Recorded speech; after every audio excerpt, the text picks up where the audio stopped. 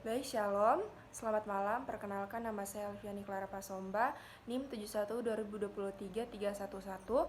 Saya perwakilan dari kelompok 10 akan menyampaikan pertanyaan dan tanggapan kritis terhadap materi kelompok 6. Baik, sebelumnya terima kasih buat kelompok presentasi yang sudah mempresentasikan dengan cukup baik. Kelompok 6 juga sudah bagus menjelaskan materi secara singkat, padat, dan jelas, baik dalam video maupun makalah. Tapi ada beberapa hal yang membuat kami selaku kelompok penanggap kurang mengerti sehingga memunculkan beberapa pertanyaan. Nah, kelompok kami juga memberikan sedikit tanggapan tentang materi yang disampaikan. Baik, pertanyaan yang pertama dari Welmin Cembura 71 2023 297. Apa yang menyebabkan terjadinya pertikaian tentang perjamuan pada waktu itu?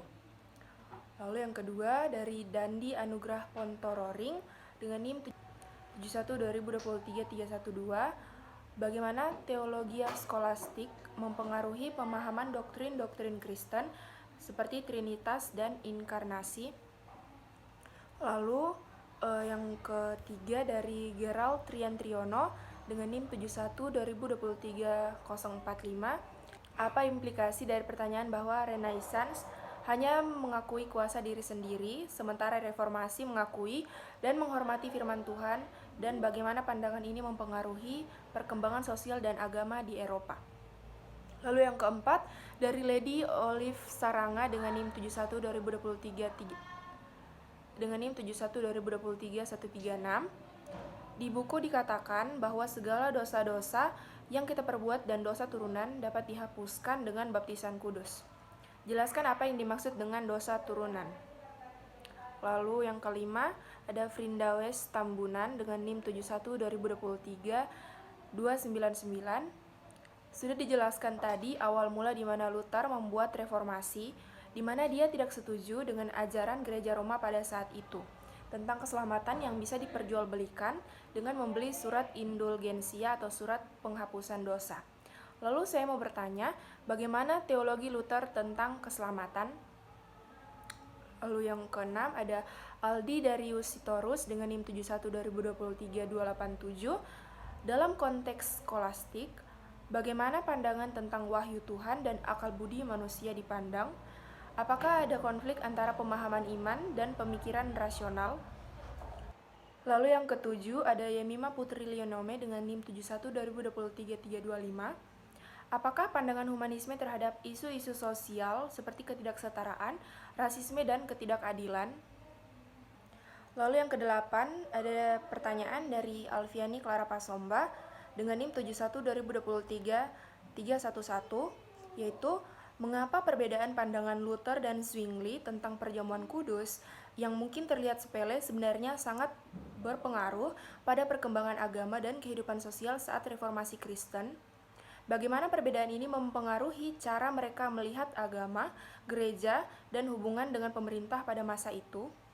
Baik, untuk yang kesembilan ada pertanyaan dari Adriana Yunita Jawamara dengan NIM 71 2023 326, yaitu apa yang mendorong Zwingli untuk melarang pemuda Swiss terlibat dalam perang dan bagaimana hal ini mempengaruhi hubungannya dengan para imam dan otoritas gereja. Nah, berikut adalah tanggapan kritis dari kelompok kami. Baik, Renaissance sering dianggap sama dengan reformasi, namun sebenarnya berbeda. Karena gerakan Renaissance tidak melibatkan kuasa lain, mereka hanya mengakui kuasa diri sendiri. Meskipun mereka memiliki fokus dan tujuan yang berbeda, Renaissance dan Reformasi adalah dua gerakan sejarah penting yang saling berkaitan dan berdampak besar pada perubahan budaya, agama, sosial, dan politik Eropa pada masa itu. Oleh karena itu, sangat penting untuk memahami bagaimana keduanya itu dapat berhubungan dan bagaimana keduanya itu bisa berbeda.